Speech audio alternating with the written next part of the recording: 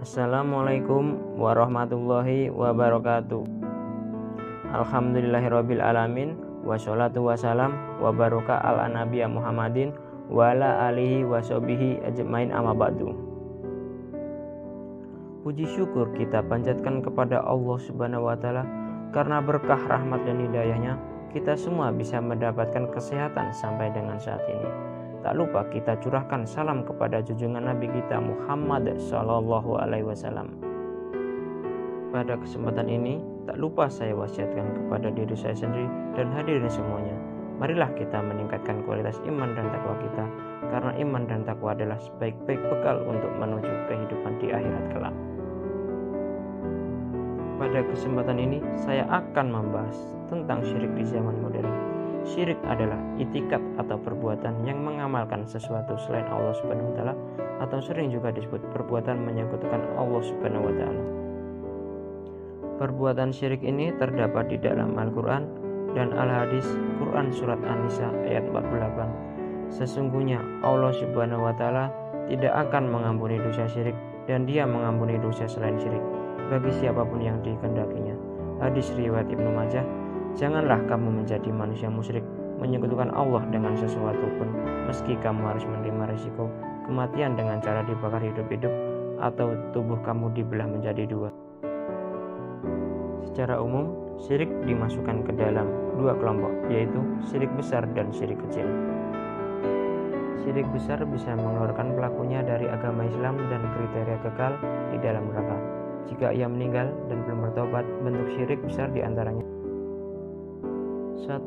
Syirik doa, yaitu berdoa kepada Allah Subhanahu wa taala, ia juga berdoa bersama di sampingnya. 2. Syirik niat, yaitu menunjukkan suatu ibadahnya selain Allah Subhanahu wa taala. 3. Syirik ketaatan, yaitu mentaati selain Allah Subhanahu wa taala dalam hal maksiat kepada Allah Subhanahu wa taala. 4. Syirik mahabbah atau kecintaan, yaitu menyamakan selain Allah Subhanahu wa taala dengan Allah Subhanahu wa taala dalam hal kecintaan.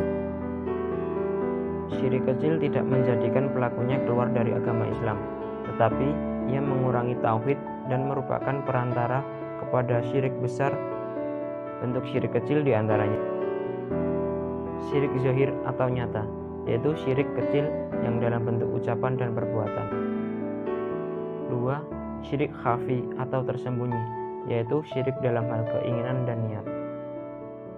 Contoh syirik pada zaman modern ini adalah seperti: 1.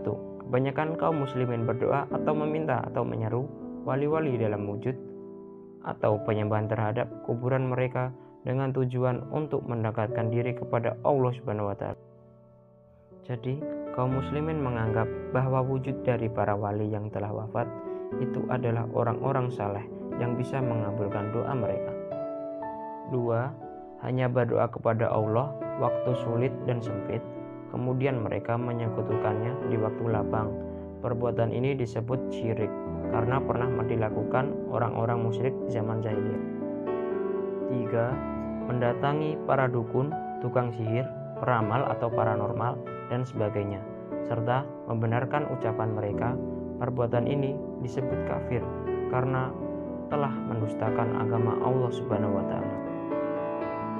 Hal ini karena para dukun, peramal, dan tukang sihir tersebut mengaku-ngaku melihat hal-hal yang gaib, padahal ini merupakan kekhususan bagi Allah Subhanahu wa taala. 4. Termasuk perbuatan yang merusak tauhid dan akidah seorang muslim adalah menggantungkan jimat yang berupa benang, manik-manik, atau benda lainnya pada leher, tangan, atau tempat-tempat lainnya dengan meyakini jimat tersebut sebagai penangkal bahaya dan pengundang wujud. 5. Perbuatan at-tiyarah atau at-tahayyur, yaitu menjadikan sesuatu sebagai sebab kesialan atau sikap suatu tingkatan, padahal Allah Subhanahu wa taala tidak berasal dari sebab. 6. Bersumpah dengan nama selain Allah Subhanahu wa taala. Sifat perbuatan syirik: 1. Dapat merusak perbuatan baik. 2. Termasuk dosa besar. 3.